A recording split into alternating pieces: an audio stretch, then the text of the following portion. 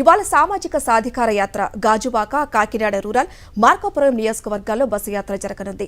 విశాఖ జిల్లా గాజువాక ఎమ్మెల్యే తిప్పల నాగిరెడ్డి ఆధ్వర్యంలో మధ్యాహ్నం 12:30 ప్రారంభం కానుంది. మింది గ్రామంలో నూతనంగా ఏర్పాటు చేసిన వైఎస్ఆర్ అర్బన్ ప్రైమరీ హెల్త్ సెంటర్ను ప్రారంభించనున్నారు వైఎస్ఆర్సీపీ నేతలు. అనంతరం టీఆర్ఆర్ కళ్యాణ మండపం నుంచి పాత గాజువాక వరకు భారీ ర్యాలీ నిర్వహించనున్నారు. సాయంత్రం 4 గంటలకు పాత గాజువాకలో భారీ బహిరంగ సభలు మంత్రులు సీదిరి అప్పలరాజు, ధర్మాన ప్రసాదరావు, బొత్స సత్యనారాయణ, పలువురు ఎమ్మెల్యేలు, స్థానిక నేతలు పాల్గొననున్నారు. గత ప్రభుత్వాల హయాంలో సామాజిక న్యాయం మాటలకే పరిమితమైతే సీఎం జగన్మోహన్ రెడ్డి అభివృద్ధి సంక్షేమంతో ముందుకు సాగుతున్నారంటున్న ఎమ్మెల్యే నాగిరెడ్డితో మా correspondent Naidu face to face. Gajuwaka నియోజకవర్గంలో సామాజిక సాధికార యాత్ర మరి కాసేపట్లో ప్రారంభం కాబోతుంది. దీనికి సంబంధించిన అన్ని ఏర్పాట్లన్నీ కూడా ఇప్పటికే పూర్తయ్యాయి. స్థానిక ఎమ్మెల్యే తిప్పల నాగిరెడ్డి ఏర్పాట్లన్నింటిలో కూడా పర్యవేక్షిస్తున్నారు. ఈ యాత్రకు సంబంధించి మరిన్ని విషయాలు మనతో మాట్లాడడానికి ఎమ్మెల్యే నాగిరెడ్డి ఉన్నారు. సార్, ఈ యాత్ర ఏ విధంగా జరగబోతుంది? ఈ రోజు యాత్ర తాలూకా వివరాలు ఏంటి? సాయంత్రం ఎన్ని గంటలకు బహిరంగ సభ ప్రారంభం అవుతుంది సార్?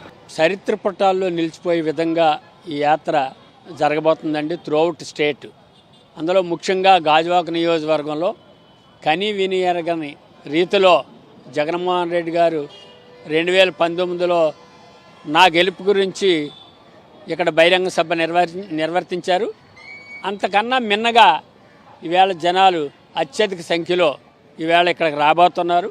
దీనికి ప్రధాన కారణం 4.5 సంవత్సరాలు పైబడి ప్రజలందరూ కూడా జగన్ గారు ప్రవేశపెట్టినటువంటి సంక్షేమ పథకాలు ఇవాళ 99% రికరింగ్ 9 అన్నీ కూడా అమలు చేశారు.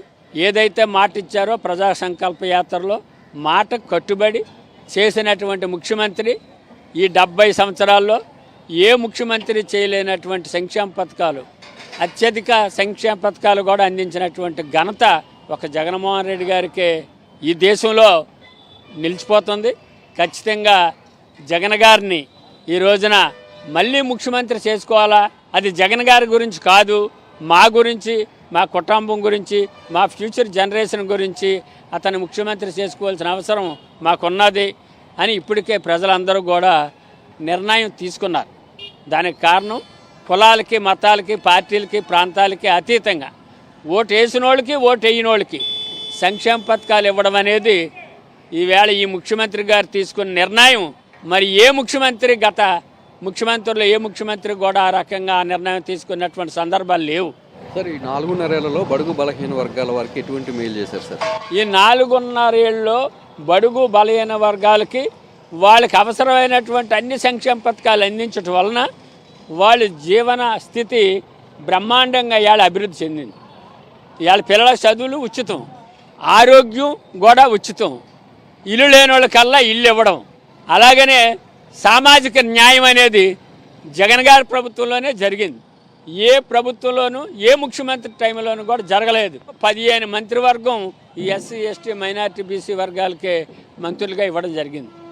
ఎస్టీ, ఎస్సీ, మైనార్టీ, బీసీలకు గుర్తింపు ఇచ్చినటువంటి నాయకుడు వైఎస్ జగన్మోహన్ రెడ్డి గారు.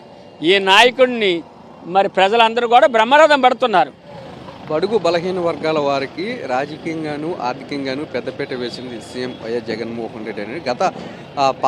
గత ప్రభుత్వాల హయాంలో బడుగు బలహీన వర్గాల వారికి అసలు గుర్తింపే లేదని, రాష్ట్ర వ్యాప్తంగా జరుగుతున్న సామాజిక సాధికార యాత్రకు ప్రజలు బ్రహ్మరథం పడుతున్నారని, ఈరోజు గాజువాకలో జరిగే బహిరంగ సభకు భారీ ఎత్తున ప్రజలు తరలి వస్తారని ఎమ్మెల్యే తిప్పల నాగిరెడ్డి చెప్తున్నారు. కెమెరామెన్ అప్పలరాజుతో నాయుడు, గాజువాక నుంచి.